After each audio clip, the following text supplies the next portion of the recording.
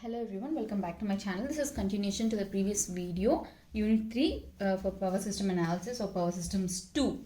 Okay, see, equation for per unit impedance, if change of base occurs, if a change in the base values are there, you will calculate the impedance value.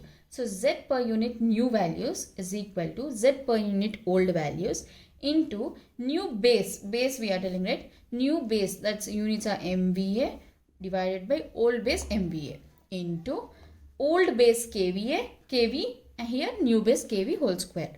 Okay, this is how you have to calculate the new impedance per unit values. Old MVA, KV whole square. That's all. Okay, just remember this. He'll be asking this frequently. It's a little important. Okay. So now see, approximation in impedance diagram. If you are drawing an impedance diagram, what things you have to consider?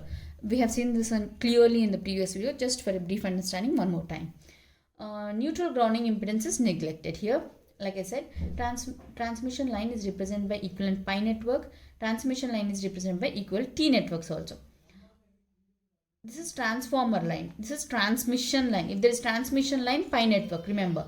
If there is transformer line, then it is T network. All static loads are represented by impedance. Any loads are represented by the impedances. Now see, reactive termination of inductance. If have to terminate the inductance, what's the formula? See, a transmission line having surge impedance Z0 is terminated by by inductance. It can be given like this. So see, there's an inductor, it is grounded and some voltage is there. Here the surge impedance is there. So for this, the formula is V of L, voltage across the inductance, is nothing but 2 into V of E minus Z0, surge impedance, into T divided by L. The units are volts. 2 VE minus Z0 T by L. This is the formula. Just remember this. This is also important. Okay. So the next one is reactive termination of capacitance. So in transmission line, see, here capacitor is there similarly to that. Here nothing but V of L 2V 1 minus E of minus 1 by Z0 of C. So this is also volts. So these are the formulas for reactive termination of capacitance. These 2 points are really important. So next we will see is traveling wave. Okay. So what is this traveling wave?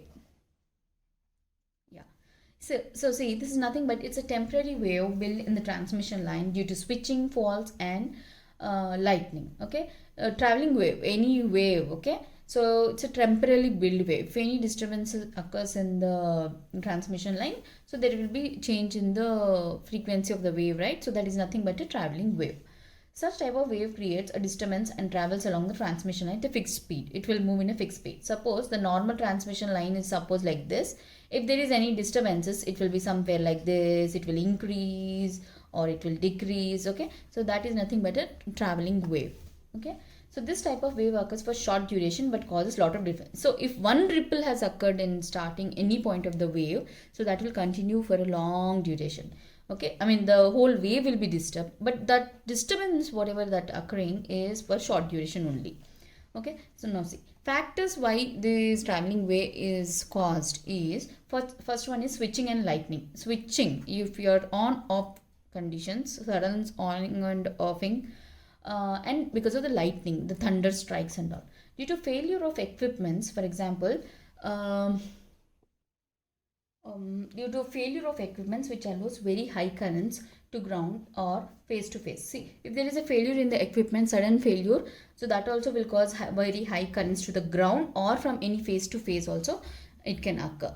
Okay, next is lightning that hit the electrical system. If there is sudden lightning, high voltages will also come in and there will be high rise in the wave. Okay, power failure and the subsequent return. Sudden power failure or suddenly the power will return back also. There will be a disturbance in the transmission line. On off switching of equipments in the electricity. Suddenly switching on and switching off also will create a disturbance in the traveling wave. All right. So the next one is types of power system transients. Okay.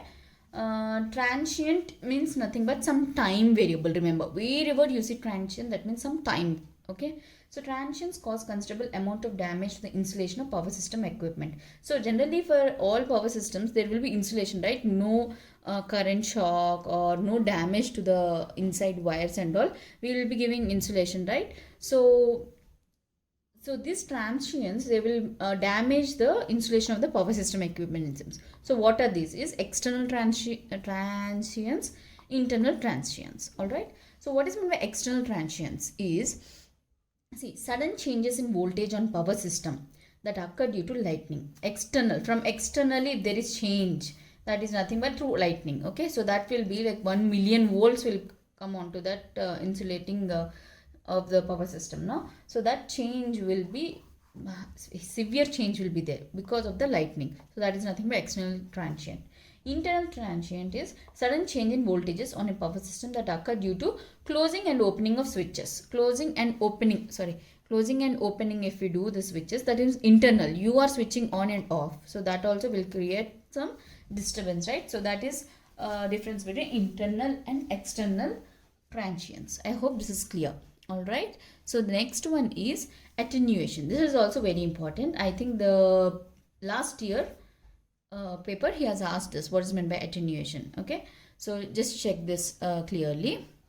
Okay, reduction in magnitude of crest or peak of a traveling wave as it travels along the length of the line. So this is the, suppose wave, this is the peak.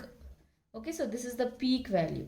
So if there is reduction in this magnitude of the crest or peak of traveling wave as it travels along the length of the line, that is nothing but it is attenuation has created. Attenuation mainly occurs due to, remember this, the main current situation what we are going through. So this is corona effect is also there. Okay, see, attenuation mainly occurs due to corona, and effect is more on positive. Obviously, no, corona means positive only.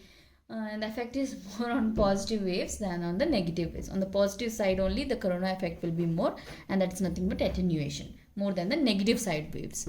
Okay, so this is about attenuation. So attenuation of the line is given by the formula small v is equal to capital V by 1 plus k of x into V. V is surge voltage, increase in voltage. K is attenuation constant. For chopped waves, that is for 2 microseconds, that k value, constant value will be this much. For short waves, long waves, the values are like this. Short waves long for 5 microseconds, 20 microseconds, the k values are in this way. And capital V is surge kilovolts. X is the distance travel. How much, till how much distance the attenuation has occurred. That is what we'll see by the value x. So this is attenuation of a line. Please remember these points. This is little important. Just remember. Very easy to remember. I hope this is clear. If you have any doubts, please let me know. And also please like and subscribe to my channel. There are a lot more videos coming up. And you can also write me in the comment section if you want any other topics to be learned. I'll try to help you out. So this is basic about the whole third unit of power system analysis. Okay, thank you.